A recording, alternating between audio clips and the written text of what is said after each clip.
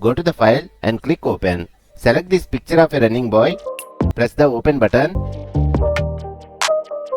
Now take the quick selection tool and press on select subject. Here Photoshop automatically select the subject like this. Then press Ctrl J to duplicate the selected part.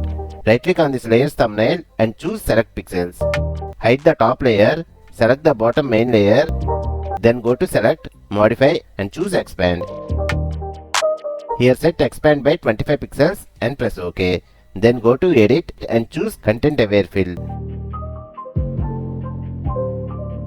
Here choose output to current layer option and press OK. Open select and choose deselect.